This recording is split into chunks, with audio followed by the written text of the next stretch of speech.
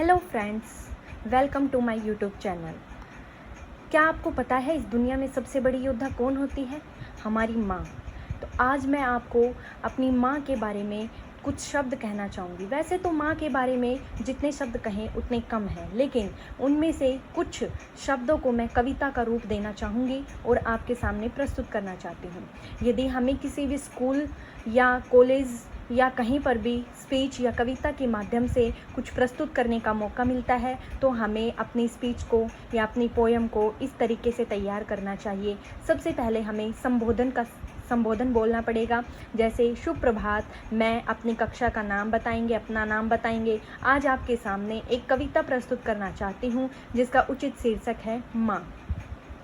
काम के बोझ से जब थक कर सो जाती है माँ, काम के बोझ से जब थक कर सो जाती है माँ, तब कहीं जाकर थोड़ा सुख पाती है माँ। फिक्र में बच्चों की कुछ ऐसे भूल जाती है माँ, फिक्र में बच्चों की कुछ ऐसे भूल जाती है माँ, नौजवान होते ही बूढ़ी नजर आती है माँ। रूह के रिश्तों की गहराइयों को तो देखिए, रूह के रिश्तों की गहराइयों को तो देखिए, चोट लगती है हमें और चिल्लाती है माँ। कब ज़रूरत हो मेरी, कब ज़रूरत हो मेरी, ऐसा सोचकर जागती रहती है आंखें और सो जाती है माँ। घर से परदेश जाता है जब उसका बेटा, हाथ में गीता लेकर आ जाती है माँ।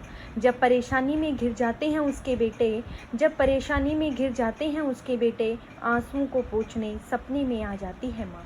चाहे खुशियों में भूल जाए माँ को दोस्तों, चाहे खुशियों में भूल जाए माँ को दोस्तों, पर जब मुश्किल आती है तो याद आती है माँ।